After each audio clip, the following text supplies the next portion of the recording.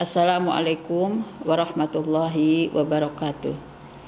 Bismillah, alhamdulillah, wassalatu wassalamu ala rasulillah wa ala alihi wa ashabihi mawalah wa la hawla wa la quwata illa billah. Rabbi syrah li sadri wa yassir li amri wahlul 'uqdatam min lisani yafqahu qawli. Alhamdulillah, pada hari ini kita bisa melakukan satu acara untuk meningkatkan kecintaan kita kepada Rasulullah Sallallahu Alaihi Wasallam. Beliaulah sebagai panutan kita, qudwah hasanah kita yang telah berjuang dengan segalanya untuk kepentingan kebahagiaan umatnya. Dan pada saat memperingati Maulid Nabi ini, kita sedapat mungkin bisa meningkatkan kecintaan kita, meningkatkan kegemaran dan keikhlasan kita untuk mengikuti ajarannya, dan mudah-mudahan kita istiqomah serta mengikuti dan melanjutkan risalahnya. Semoga kita adalah bagian dari penerus warisan dakwahnya dan semoga kita mendapatkan syafaatnya. Tentu ada hikmah yang sangat besar jika dengan kecintaan kita kepada Rasulullah kita terus mempelajari sirah nabawiyah. Mempelajari sirah ini artinya adalah, kalau dalam sisi bahasa adalah perjalanan, tapi kalau dilihat dari sisi istilah, sirah itu adalah perjalanan hidup Rasulullah Sallallahu Alaihi Wasallam atau biografi beliau, sehingga bisa mencakup perilakunya, sifat-sifatnya, ya, kemudian kondisi fisiknya dan juga akidahnya, bahkan semua kejadian yang terjadi pada masa beliau masih hidup. Dan tentu saja ini menjadi sesuatu yang harus kita pelajari, karena dalam sirah nabawiyah banyak peristiwa yang terkait dengan kehidupan beliau dan itu memperjelas pemahaman kita kepada nilai-nilai Islam. Sehingga salah satu rujukan yang harus kita terus dalami selain Al-Quran dan hadis adalah sirah nabawiyah. Bagi para pemuda, remaja, ya, dari kaum muslimin ini sangat penting mempelajari sirah nabawiyah, ya. Kalau kita lihat dari sisi urgensinya, banyak sekali yang bisa kita ambil dari urgensi mempelajari sirah nabawiyah ini. Yang pertama adalah meningkatkan kecintaan kita kepada Rasulullah Sallallahu Alaihi Wasallam. Mengikuti nilai-nilai Islam ini perlu dilandasi oleh kecintaan kita kepada Rasulullah Sallallahu Alaihi Wasallam. Bahkan mencintai Rasulullah itu merupakan salah satu syarat untuk kesempurnaan iman. Jadi kita selama belum benar-benar mencintai Rasulullah, berarti kita belum benar-benar sempurna imannya. Sehingga orang yang benar-benar sempurna imannya, dia harus mencintai Allah, mencintai Rasulullah. Tanpa kecintaannya terhadap Allah dan Rasulnya, maka dia tidak mau mengorbankan kenikmatannya, tidak mau mengorbankan hidupnya, ya, tidak mau mengorbankan dunianya untuk taat pada Allah dan Rasulnya. Tapi ketika dia memiliki rasa cinta yang tulus, yang tinggi, ya, kepada Allah juga kepada Rasulullah, maka dia mengorbankan, ya, apa yang dimilikinya dari nikmat dunia ini untuk taat kepada Allah dan kepada Rasulnya. Karena itu, agar kita benar-benar bisa taat kepada Allah dan Rasulullah dengan benar-benar ikhlas, kemudian dengan benar-benar ihsan sesuai dengan ajarannya, maka landasilah ketaatan itu dengan kecintaan kita kepada Allah dan kepada Rasulullah. Allah menyebutkan waladzina amanu asyaddu hubban lillah, dan orang-orang yang beriman itu sangat mencintai Allah. Nah, begitupun, ya, dengan keharusan kita mencintai Rasulullah. Sampai dalam hadis Rasulullah menyatakan la yu'minu ahadukum hatta akuna ahabba ilaihi min walidihi wa waladihi wan nasi ajma'in. Dalam hadis ini Rasulullah menyatakan bahwa tidaklah beriman salah seorang dari kalian sampai aku lebih dicintai. Lebih dicintai dari siapa saja, yaitu dari ayahnya atau dari orang tuanya, kemudian dari anaknya, bahkan dari seluruh manusia. Jadi kalau kita ditanya siapa sih orang yang paling cintai, kita harus langsung ingatnya kepada Rasulullah. Bukan kepada orang tua kita, bukan kepada pasangan kita, bukan juga kepada anak-anak kita, keturunan kita. Karena di sini untuk benar-benar disebut sebagai seorang mukmin, Rasulullah menyatakan harus menjadikan Rasulullah sebagai orang yang paling dicintai. Bahkan melebihi daripada cintanya ya kepada orang tuanya ya, apakah itu kepada ayahnya, kepada ibunya ya, juga kepada anak-anaknya, lebih dari itu kepada seluruh manusia. Suatu hari Rasulullah Shallallahu Alaihi Wasallam berjalan ya bersama Umar bin Khattab. Pada waktu itu Umar mengatakan, ya Rasulullah, engkau lebih aku cintai ya, engkau orang yang paling aku cintai setelah ya cintaku pada diriku. Rasul langsung tarik tangan Umar, kata Rasul, tidak ya Umar, sampai engkau mencintai diriku lebih daripada cintamu pada dirimu sendiri. Karena ketika kita cinta pada Rasul lebih dari segalanya, kita akan merasa senang untuk berkorban kalau itu untuk ketaatan kepada Rasulullah. Kita akan melakukan apapun ya di tengah-tengah kebutuhan kita, dan itu kita korbankan walaupun kita butuh, selama itu dalam rangka taat kepada Rasulullah. Misalnya Rasulullah menyatakan bahwa wa'lam anna syarafal mu'min qiyamul lail. Rasul menyatakan, ketahuilah bahwa ya kemuliaan seorang mukmin itu ada pada qiyamul lailnya. Walaupun kita ngantuk ya, walaupun kita masih perlu istirahat, walaupun kita kedinginan ya, sedang musim dingin, apalagi di masa sekarang setiap malam hujan ya. Ketika kita benar-benar mencintai Rasulullah, maka kita mau mengorbankan ya sebagian malam kita, mau mengorbankan istirahat kita, mau mengorbankan untuk kita, untuk apa? Ingin ya mengikuti pesan Rasulullah bahwa orang yang mulia itu adalah orang yang melakukan qiyamul lail. Akhirnya kita jemput kemuliaan itu dengan mengorbankan ya yang menjadi kebutuhan kita di malam tersebut. Nah, ini sangat perlu. Kalau orang yang cinta, maka berkorbannya itu justru dengan senang hati. Justru kita senang kalau bisa ya membuat kita betul-betul mengikuti apa yang kita cintai. Karena apa? Kita cinta. Cinta itu tidak ingin mengecewakan orang yang kita cintai. Cinta itu tidak ingin mengkhianati ya orang yang benar-benar sudah berkorban untuk kita. Kalau kita lihat dengan cintanya Rasulullah kepada umatnya, jauh melebihi daripada cinta umatnya kepada Rasulullah. Rasulullah itu cinta kepada umatnya di saat beliau hidup. Beliau korbankan segala ya apa yang dimiliki, dari tenaganya, waktunya, hartanya, kemudian istirahatnya, keluarganya, dirinya, untuk siapa? Untuk kebahagiaan umatnya. Apa yang dipikirkan oleh Rasulullah? Rasulullah berpikir bagaimana saya bisa menyampaikan Islam kepada umat ini, karena dengan Islam inilah umat akan bahagia. Walaupun itu dia korbankan segalanya yang dia miliki. Demi apa? Demi kepentingan Islam itu sampai kepada umatnya, karena Islamnya akan memberikan kebahagiaan pada mereka. Nah, karena itu walaupun dia berkorban dengan segalanya, dia rela dan dia senang selama itu untuk umatnya. Sampai Rasulullah kalau berkorban, dia tidak hanya berpikir untuk dirinya. Bukan hanya pengorbanan dalam bentuk ini risalah Islam supaya sampai kepada umatnya, sampai korban seekor kambing pun ketika beliau berkorban selalu dia sebutkan umatku, inilah dariku dan ini untuk umatku. Jadi bukan cuma ini adalah amal untuk dirinya, tapi sudah diniatkan ini adalah amal untukku dan amal untuk ya umatku. Ya. Hadhi ani wa an ummati. Nah, kenapa seperti itu? Karena beliau sangat sayang sekali. Sehingga apapun yang dilakukan Rasulullah untuk kebahagiaan umatnya. Ya, untuk ya kebaikan umatnya, tidak hanya di dunia bahkan di hari akhirat. Nah, lebih dari itu, Rasulullah itu tidak pernah ingin sedikit pun ada umat yang terazab. Apakah itu terazab di dunia karena ditegur oleh Allah terlalu banyak maksiatnya, ataupun nanti terazab di hari akhirat. Jadi pada saat yang sama, sampai ketika beliau mau meninggal pun, sudah sedang sakaratul maut, beliau masih menyebutkan ummati wa ummati. Umatku, umatku. Itu disebut-sebut terus oleh Rasulullah. Kenapa? Rasul masih memikirkan di penghujung nafas terakhirnya itu, masih memikirkan kebahagiaan umatnya. Jangan sampai nanti ada umatnya yang tersiksa ya. Apakah itu ditegur karena maksiatnya di dunia, apalagi nanti di hari akhirat. Sampai dalam satu hadis diceritakan bahwa ketika di hari kiamat itu Rasulullah terus ya bersujud di hadapan Allah. Bersujud terus. Maka Allah bertanya, hai Muhammad, apalagi yang kau minta?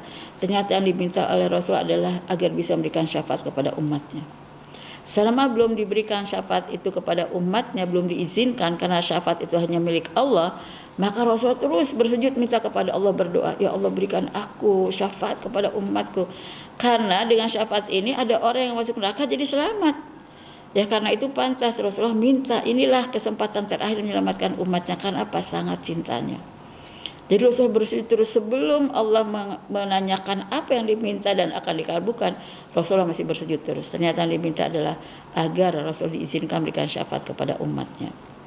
Nah ini tentu karena Rasulullah lebih cinta ya, lebih cinta dan lebih besar cinta daripada kita semua. Jadi wajar kalau kita harus mencintai Rasulullah benar-benar melebihi daripada diri kita sendiri, melebihi daripada orang tua kita, melebihi daripada cinta kita kepada ya tidak hanya orang tua, bahkan pada anak-anak kita, lebih dari itu kepada seluruh manusia.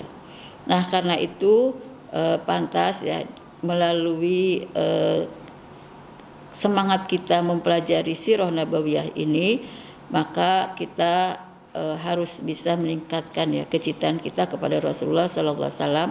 Karena dengan baca sirah kita akan semakin tahu betapa besar yang sudah dilakukan Rasulullah kepada umatnya, betapa banyak pengorbanan, perjuangan yang dilakukan Rasulullah untuk umatnya, begitu banyak kejadian-kejadian peristiwa yang sungguh ya membuat Rasulullah terus ya membela umatnya. Kalau kita baca kita semakin ya merasakan sayang, merasakan cinta, dan itu dituntut ya kepada kita. Sebab kita tidak akan memiliki iman yang sempurna ya selama kita belum benar-benar mencintai Rasulullah, bahkan melebihi daripada cinta kita pada diri kita ya dan pada orang tua dan kepada anak-anak. Nah, selain itu karena kita mengikuti Rasul itu adalah wajib. Jadi ketika kita mempelajari sirah nabawiyah, kita sedang melaksanakan kewajiban untuk lebih mengetahui lebih dalam, lebih banyak, lebih luas tentang apa saja yang harus kita lakukan sesuai dengan apa yang dilakukan Rasulullah, dan tentang apa saja yang harus kita tinggalkan sesuai dengan apa yang sudah ditinggalkan Rasulullah. Ini tidak cukup hanya dengan baca Quran, tadabbur Al-Quran ya sampai kita paham isinya. Tidak cukup hanya baca hadis-hadisnya, harus dilengkapi dengan pemahaman kita terhadap sirah nabawiyah. Dari sana banyak peristiwa yang akan membuat kita semakin tahu, oh ada perintah-perintah yang harus kita lakukan seperti telah dilakukan oleh Rasulullah. Oh ada larangan-larangan yang sudah ya ditinggalkan oleh Rasulullah, maka kita pun harus meninggalkannya. Bukankah dalam surat Al-Hasyr ayat 7 Allah sudah menyatakan wa ma atakumur rasulu fakhuduhu wa manahakum anhu fantahu. Dan apa yang datangkan oleh Rasulullah kepada kalian maka ambillah, dan apa yang ditinggalkan oleh Rasulullah atau dilarang oleh Rasulullah kepada kalian maka ya tinggalkanlah. Nah, dari sini kita bisa memahami bahwa semakin kita mempelajari sirah maka semakin ya kita mengetahui ya apa saja yang harus kita lakukan, lebih sempurna lagi pemahaman kita dan apa saja yang harus kita tinggalkan, dan itu lebih menyempurnakan terhadap apa yang terlarang dan tidak boleh dikerjakan. Kemudian yang kedua, urgensi sirah ini adalah sirah nabawiyah bisa menjadi sumber inspirasi kehidupan kita. Kenapa sirah nabawiyah menjadi sumber inspirasi bagi kita? Karena Rasulullah itu adalah teladan utama.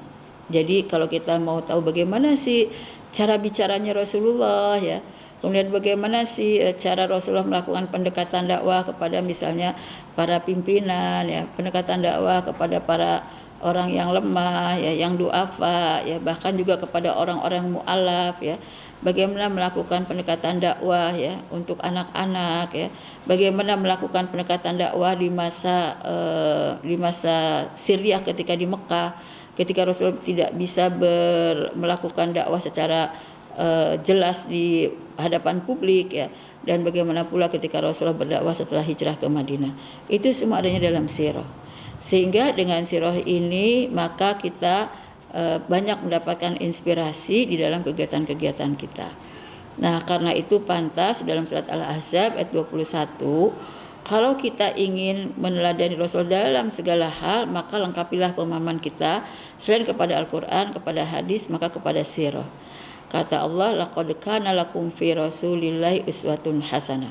Sungguh dalam diri ya Rasulullah atau di dalam hadapan kalian ada seorang Rasul ya yang menjadi teladan utama ya, merupakan teladan kebaikan. Tapi Allah menegaskan kepada siapa sih orang-orang yang bisa meneladani Rasulullah ini. Siapa saja sih orang-orang yang bisa meneladani Rasulullah. Allah mengingatkan pada kita ada 3 ciri yang dimiliki oleh seseorang yang selalu bisa meneladani Rasulullah.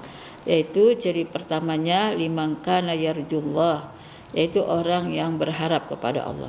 Berharap kepada Allah terhadap cinta kasihnya, terhadap penerimaan taubatnya, terhadap ampunan dosanya, terhadap bijaknya, kasih sayangnya Allah, ya, sehingga kita dengan amal yang sedikit tapi kita bisa masuk surga. Nah, itu untuk orang yang mengharapkan kebaikan-kebaikan Allah, maka dia akan meladani Rasulullah.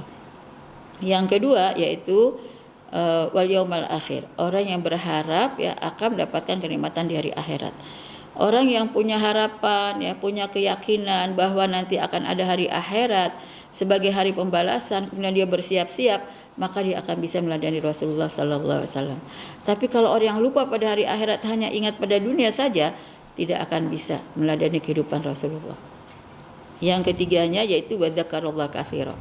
Ya, banyak berzikir kepada Allah. Ya, semakin kita mengikuti kehidupan Rasulullah yang senantiasa waktunya diiringi dengan zikir, sampai dalam hadis disebutkan karena Nabi sallallahu alaihi wasallam yadhkurullah fi kulli ahyani. Nabi sallallahu alaihi wasallam itu selalu berzikir, selalu ingat pada Allah dalam segala kesempatan.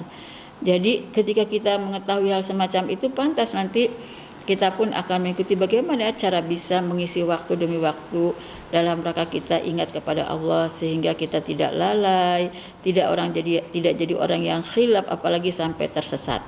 Nah, ini banyak inspirasi yang kita dapatkan dari sirah nabawiyah. Di sana Rasulullah mencontohkan banyak hal yang membuat jadi inspirasi yang tepat untuk kita bisa meningkatkan amal soleh kita. Yang ketiganya yaitu memudahkan kita untuk taat pada Allah dan Rasulnya. Kita tahu sebagai seorang mukmin diwajibkan taat pada Allah dan Rasulnya. Tapi bisa jadi ketaatan kita kan bukan dalam hal yang sedikit. Begitu banyak hukum yang diatur oleh Islam dan itu semua kita lakukan. Tapi bagaimana supaya dilakukannya benar, dilakukannya tepat, dilakukannya mudah. Nah, itu kita harus mempelajari sirah Rasulullah, harus berkaca, bercermin pada kehidupan Rasulullah dalam perjalanan hidupnya yang kita sebut dengan sirah nabawiyah. Nah, kita tahu salah satu tanda cinta kita kepada Rasulullah itu harus dengan cara mengikuti Rasulullah. Itu sudah merupakan konsekuensi logis bahwa setiap orang yang mencintai Rasulullah harus mengikuti Rasulullah. Sebagaimana siapapun yang mencintai Allah dia akan mengikuti Rasulullah, maka kalau cinta pada Rasulullah kita juga akan mengikuti tata cara hidup Rasulullah. Inilah yang disebutkan dalam surat Ali Imran ayat 31. Qul in kuntum tuhibbunallah fattabi'uni yuhibbukumullah. Katakanlah, jika kalian benar-benar mencintai Allah, maka ikutilah aku. Niscaya Allah akan mencintaimu. Kita lihat di dalam ayat ini bahwa ketika kita mencintai Allah, tidak akan diterima cinta kita kalau perilaku kita bertentangan dengan kehidupan Rasulullah.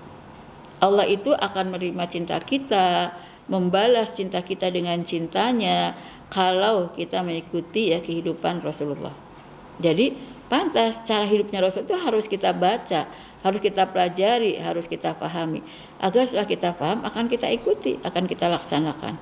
Karena syarat mutlak mencintai Allah untuk dibalas maka kita harus mengikuti cara hidup Rasulullah, dan itu adalah sirah nabawiyah. Nah, apa yang dibalas oleh Allah kalau kita sudah mencintai Allah dan juga bisa mengikuti kehidupan Rasulullah? Ada 3 yang dibalas oleh Allah Subhanahu wa taala. Yang pertama yaitu yuhibbukumullah. Cinta kita tidak bertepuk sebelah tangan, akan dibalas cintanya oleh Allah. Jadi Allah pun akan mencintai kita. Kalau Allah sudah mencintai kita, Allah akan buat seluruh penduduk langit mencintai kita. Tidak ada satupun makhluk di atas langit yang tidak mencintai kita. Karena ketika Allah cinta pada seorang hamba, Allah akan panggil Jibril. Kata Allah, hai Jibril, cintailah si fulan, aku mencintainya. Maka Jibril akan mencintai si fulan. Dan setelah itu Jibril akan memanggil seluruh malaikat di atas sana, di atas langit untuk bisa mencintai si fulan karena Allah sudah mencintainya.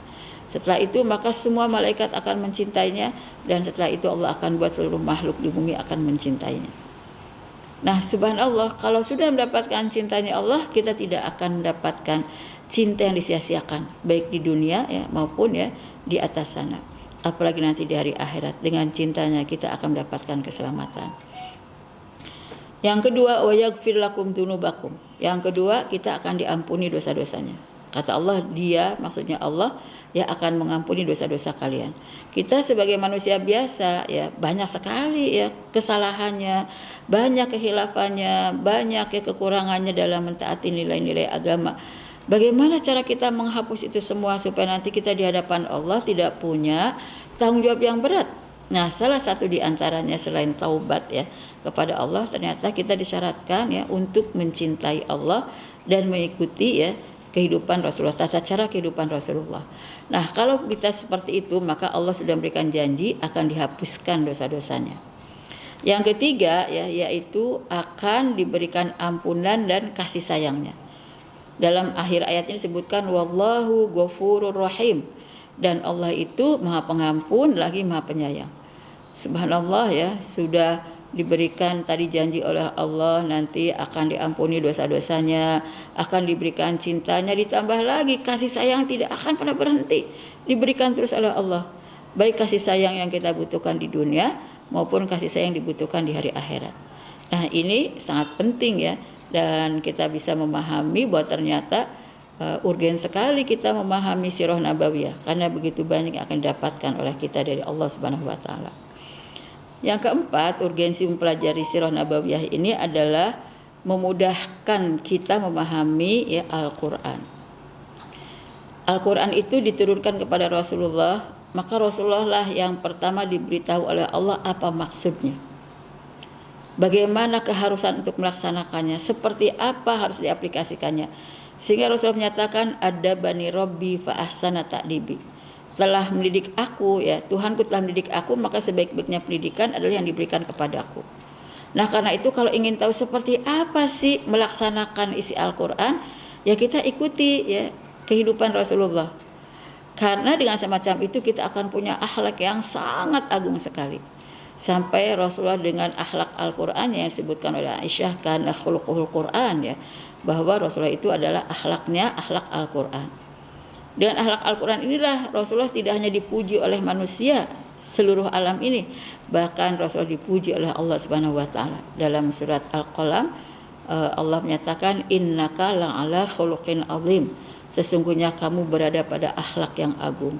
Jadi kalau kita ingin benar-benar akhlaknya agung, mulia, ya benar-benar akhirnya kita dihormati, disayang, dimuliakan, diakui kebaikan akhlaknya oleh seluruh manusia, ikutilah akhlak Rasulullah. Dan itu bisa kita baca dalam sirah nabawiyah. Nah, karena itu kalau kita ingin memahami Al-Qur'an tidak bisa tanpa mempelajari sirah Rasulullah. Betul kita mempelajari Al-Qur'an ya, sehingga kita bisa memahami tafsir Al-Qur'an dengan ayat Al-Qur'an yang lain ya, karena antara satu ayat dan ayat yang lain, satu surat ke surat yang lain itu terkadang ada hubungannya sebagai penjelasan, sebagai yang lebih merinci, lebih mempertegas ya, sehingga ada istilah tafsirul Qur'an bil Qur'an ya, tafsir Al-Qur'an dengan Al-Qur'an. Tapi ada juga tafsir Al-Qur'an bis sunnah. Itu tafsir Al-Qur'an dengan sunnah Rasulullah. Ya, dengan sunnah Rasulullah itu terkait dengan pembicaraannya, perkataannya, sifat-sifatnya, akhlaknya, bahkan sampai diamnya Rasulullah sebagai tanda ikrarnya, persetujuannya, itu sudah juga termasuk dari ya bagian yang bisa menafsirkan ya ayat Al-Qur'an. Jadi untuk bisa lebih mudah memahami ayat Al-Qur'an, kita perlu mempelajari sirah nabawiyah. Di sirah nabawiyah itu akhirnya kita mengenal ada ini jadi sababun nuzul, jadi sebab-sebab turunnya ayat karena ada peristiwa semacam ini, dan peristiwa itu disebutnya dalam sirah nabawiyah. Oh, ternyata ini misalnya sudah dinasakh, ini sudah dimansukh ya ayatnya, dan ini sebagai ayat yang menghapusnya ya, dan ini ayat yang dihapusnya itu juga kita pelajari dari sirah nabawiyah. Sehingga dengan semacam ini dari sirah nabawiyah ini kita mengetahui kaidah-kaidah dalam penulisan atau dalam pemahaman tafsir Al-Qur'an ya. Kemudian ada juga manhaj yang harus lakukan oleh seorang mufassir, seorang ahli tafsir untuk bisa memahami isi Al-Quran. Dan kita pun sebagai umatnya harus memahami isi Al-Quran, karena kita diperintahkan untuk tidak hanya membaca tapi juga mentadaburi dan mengamalkan. Kita tidak akan mungkin bisa mengamalkan Al-Quran tanpa kita memahami dan mentadaburi.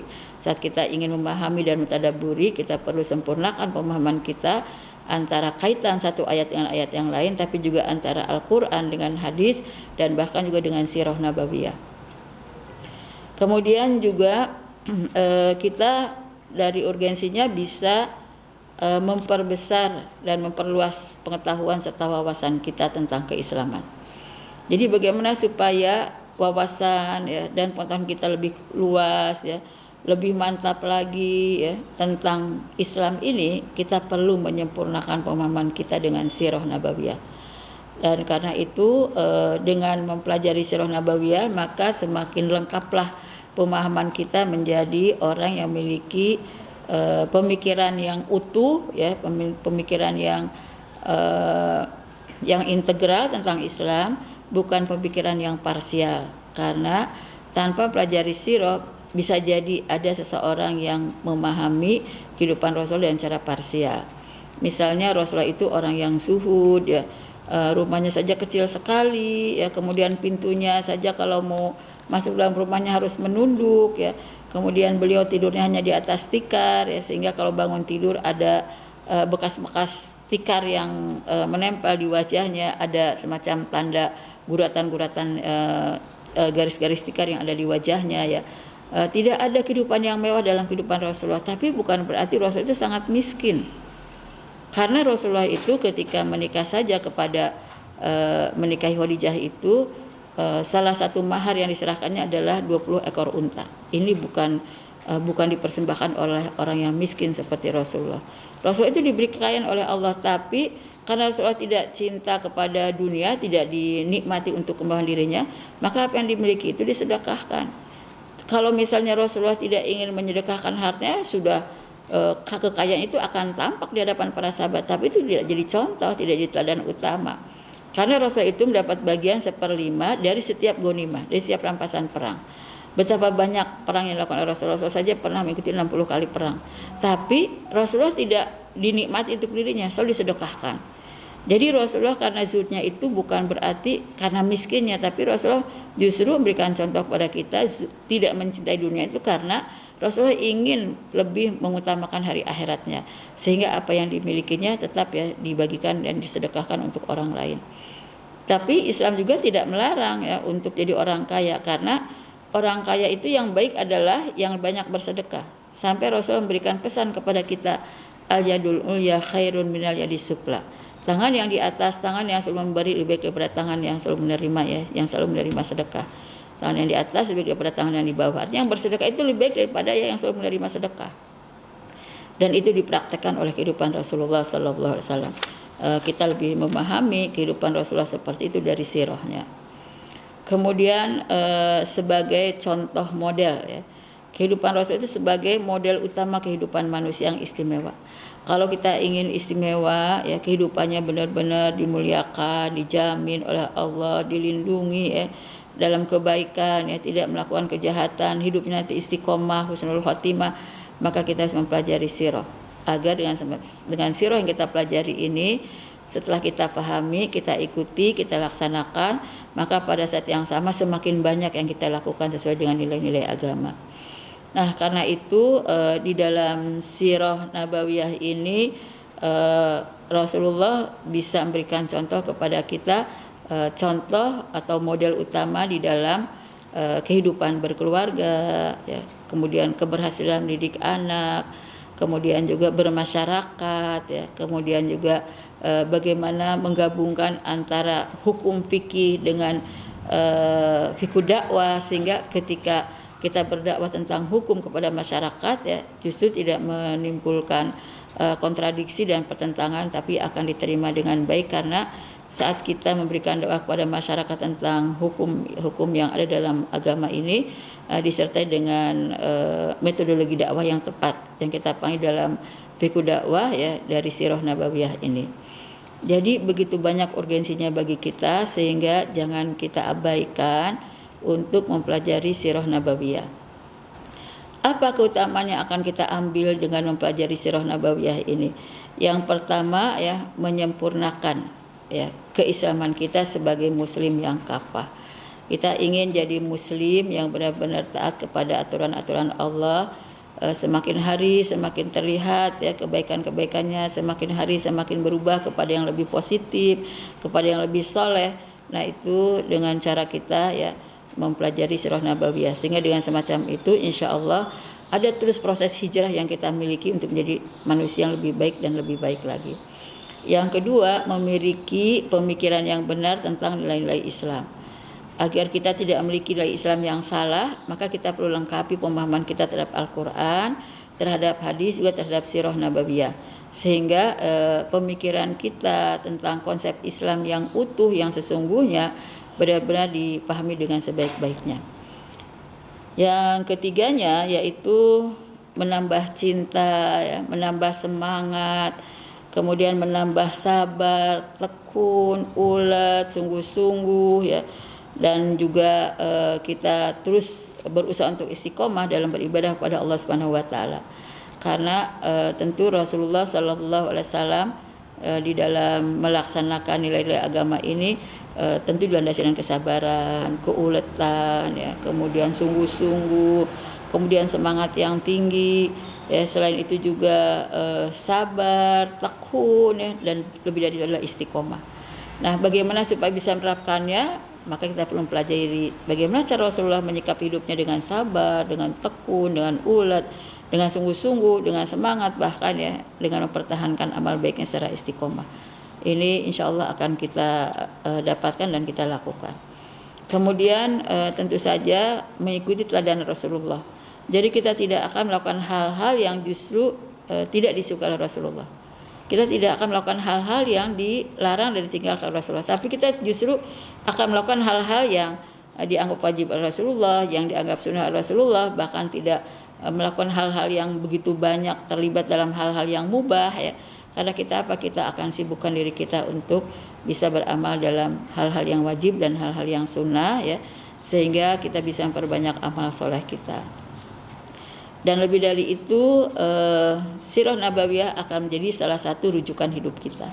Kita jadikan Al-Quran sebagai rujukan hidup, ya, referensi utama. Demikian juga hadis dijadikan referensi utama dalam kehidupan kita, dan juga kita lengkapi referensi utama kita adalah sirah nabawiyah. Inilah yang terus ya dipraktekkan oleh Ibnul Qayyim ya dalam kehidupannya, bagaimana beliau meneliti begitu dalam tentang sirah nabawiyah ya, tentang hadis, tentang Al-Quran, sampai memiliki buku berjilid-jilid yang dikarangnya. Dan tidak itu saja ya, beliau pun sering berdoa tentang kepentingan ini. Dalam doanya beliau melantunkan kalimat Allahumma inna nas'aluka imanan la yartaddu. Ya Allah, kami minta kepadamu iman yang tidak pernah lepas. Jadi supaya iman itu terus kokoh ya, di dalam diri kita, tidak pernah lepas, tidak pernah berkurang, apalagi sampai jauh dari kita ya. Kemudian wa na'iman la yanfadu, dan kenikmatan yang tidak pernah habis. Kita ingin nikmat itu jangan hanya di dunia, kemudian setelah itu habis, tidak pernah kita nikmati lagi. Padahal ada kenikmatan di dalam kubur, nanti ada kenikmatan ya di padang mahsyar saat kita dibangkitkan kembali, ada kenikmatan melewati jembatan Shiratal Mustaqim, dan kemudian juga sebelum itu bahkan ada kenikmatan ketika dihisab, kemudian kenikmatan melewati jembatan Shiratal Mustaqim, dan ada kenikmatan dalam surga. Nah, beliau ini selalu berdoa jangan sampai ada kenikmatan yang habis. Ya kalau yang habis ya cuma di dunia. Sementara yang untuk di akhirat, yang di dalam surga, itu akan menjadi nikmat yang selama-lamanya. Doa yang berikutnya adalah wa murafaqata Muhammadin sallallahu alaihi wasallam fi al jannatil khuldi. Kata beliau, ya Allah, jadikanlah aku sebagai teman ya, teman dekat Nabi Muhammad sallallahu alaihi wasallam di mana di surga yang paling tinggi yang abadi. Surga yang paling tinggi itulah surga Firdaus yang langsung di bawah arsy-Nya Allah. Kita sebagai manusia biasa Tapi kita ingin ya diberikan kenikmatan oleh Allah untuk menjadi temannya Rasulullah. Di dunia kita tidak pernah bertemu dengan Rasulullah, tidak pernah menjadi sahabat Rasulullah. Tapi kita ingin, ya Allah, kalau di surga jadikanlah saya sebagai sahabatnya. Walaupun tidak bertemu dengan beliau, ya walaupun tidak bersahabat dengan beliau di dunia, tapi kalau di surga inginnya menjadi sahabatnya. Itu sudah pasti di surga yang paling tinggi, ya di surga di bawah arsy Allah, di surga Firdaus. Jadi inilah doa Ibnul Qayyim, Allahumma inna nas'aluka imanan la yartaddu wa na'iman la yanfadu wa murafaqata Muhammadin sallallahu alaihi wasallam fi a'lal jannatil khuldi. Subhanallah, indah sekali doanya. Ya, ini karena dia terus ya mengkaji sirah nabawiyah, ya mengkaji Al-Qur'an, ya kemudian juga mengkaji hadis, ya. Maka terhimpunlah kalimat-kalimat yang indah ini dalam doanya. Nah, tentu saja kalau kita memiliki semangat ya untuk terus mempelajari sirah nabawiyah, maka kita akan punya banyak keistimewaan. Apa saja keistimewaan yang akan kita miliki kalau kita mempelajari sirah nabawiyah? Yang pertama yaitu keistimewaan kita akan memiliki akidah yang kokoh. Jadi ini tentu akan dinikmati oleh kita. Setelah kita mempelajari sirah ya dengan luar biasa, akhirnya semakin tertanam begitu dalam kecintaan kita kepada Allah, kepada Rasulnya, dan itu menjadi sebuah kekuatan iman kita. Maka iman semakin tertancap begitu dalam ya di dalam hati kita ya, begitu kuat ya, tidak akan bisa tergoyahkan oleh apapun ya untuk kekokohan iman ini. Karena semakin mempelajari sirah nabawiyah, subhanallah ya, semakin tersentuh hati kita, dan hati adalah tempatnya hidayah. Ketika hati sudah tersentuh oleh hidayah, maka semakin kokohlah iman ini. Keistimewaan yang kedua yang akan kita dapatkan adalah kita bisa menjauhi kisah-kisah palsu tentang Rasulullah. Dan pada saat yang sama kita pun akan menghindar dari hadis-hadis palsu yang tentu saja sudah diancam oleh Rasulullah. Barang siapa menyatakan hadis palsu, maka dia tempat kembali adalah neraka. Nah, kalau kita ingin mengetahui mana sih hadis yang palsu, mana hadis yang benar, perlu juga kita mempelajari sirah nabawiyah ya. Dengan sirah nabawiyah akhirnya kita tahu inilah perilaku yang sesungguhnya yang dimiliki oleh Rasulullah. Inilah pernyataan-pernyataannya, ya sikap-sikapnya, sifat-sifatnya yang dimiliki oleh Rasulullah sallallahu alaihi wasallam. Sehingga segala kepalsuan yang menjadi ya syubhat bagi kita tentang Rasulullah itu akan bisa dihilangkan. Yang ketiga yaitu dapat mengambil hikmah dan pelajaran dari keagungan ya kehidupan Rasul dalam sirah ini. Jadi kita akan bisa mengambil nilai-nilai agung yang luar biasa dari sirah yang kita pelajari. Karena dengan sirah yang kita pelajari dari masa Rasulullah ya, bahkan dari sebelum menjadi nabi sampai Rasulullah diangkat menjadi nabi, dari sebelum Rasulullah hijrah sampai Rasulullah hijrah ke Madinah, sampai Rasulullah wafat. Itu semua adalah kehidupan Rasul yang harus kita pelajari. Kalau kita bisa mempelajarinya, maka banyak hikmah, banyak pelajaran, banyak nilai-nilai yang bisa kita manfaatkan. Kemudian yang keempatnya, mengetahui jalan yang benar dan selamat. Disitulah kita akan mencari tahu inilah jalan yang selamat, inilah jalan yang benar dalam hidup ini. Semakin lengkaplah pemahaman kita jalan keselamatan untuk menuju ya kebahagiaan dunia dan akhirat. Dan lebih dari itu kita mengetahui proses hijrah. Proses hijrah yang dilakukan oleh Rasulullah, oleh para sahabat yang ikut bersama Rasulullah sallallahu alaihi wasallam. Dari mulai ketika mereka baru didakwahi oleh Rasulullah, kemudian ketika mereka sudah masuk Islam, ketika mereka membersamai Rasulullah ya dalam kehidupan Rasulullah di waktu aman ya, bahkan sampai di waktu ketika tidak aman, semua itu sudah ada dalam sirah nabawiyah.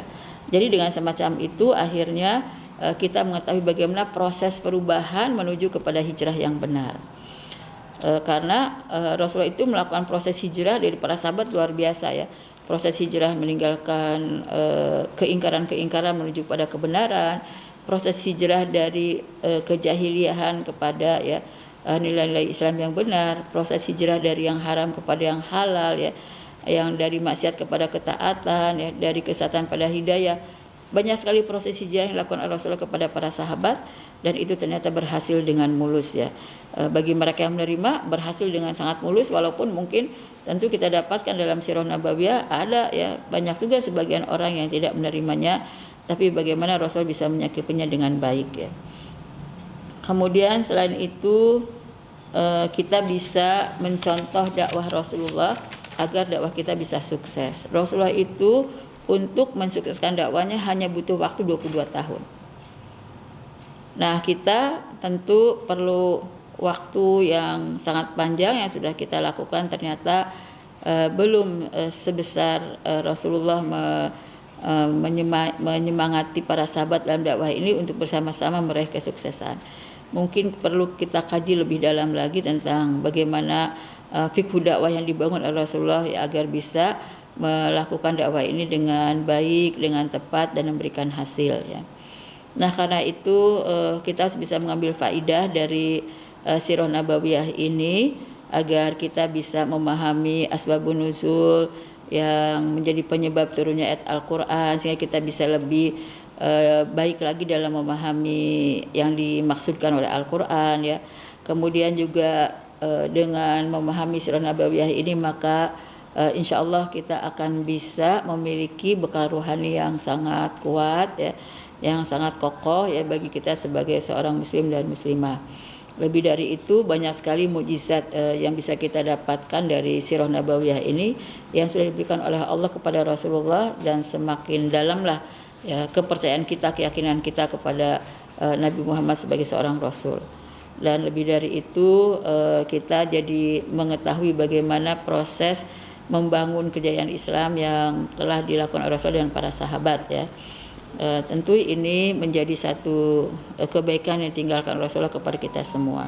Lebih dari itu, kita akan memperkaya wawasan, menambah kecintaan pada Rasulullah SAW, sehingga kita insya Allah bisa melakukan nilai Islam ini dengan sebenarnya, sesuai dengan aturannya, dan bisa dijadikan sebagai bahan untuk berusaha terus menjadi muslim yang kafah. Para santri yang memang menjadi para pelopor di masa yang akan datang ya, menjadi unsur-unsur perubah yang diharapkan di tengah-tengah bangsa ini, harus membekali diri dengan pemahamannya kepada Al-Qur'an ya, kepada hadis dan juga kepada sirah nabawiyah, agar bisa memberikan yang terbaik ya kepada umat dan bangsa. Dan karena itu hendaklah mencari tahu buku-buku sirah nabawiyah yang bisa dibaca, karangan siapa saja ada. Kita bisa melihat dari salah satu di antara adalah sirah nabawiyah yang dikarang oleh Mubarak Al-Furi ya, dan juga Muhammad Ramdan Al-Buti. Ini juga bagus kalau dibaca oleh kita, karena dengan semakin luas pemahaman kita terhadap sirah nabawiyah, maka semakin lengkaplah pemahaman kita kepada Islam setelah kita memahami Al-Quran dan hadis. Jadi 3 rangkaian ini perlu ya, memahami Al-Quran, hadis dan sirah nabawiyah, agar kita memiliki wawasan Islam yang benar dan bisa mengaplikasikannya dalam menuju kepada seorang muslim yang kafah. Inilah yang bisa saya sampaikan, semoga bermanfaat. Wabillahi taufiq wal hidayah. Wassalamualaikum warahmatullahi wabarakatuh.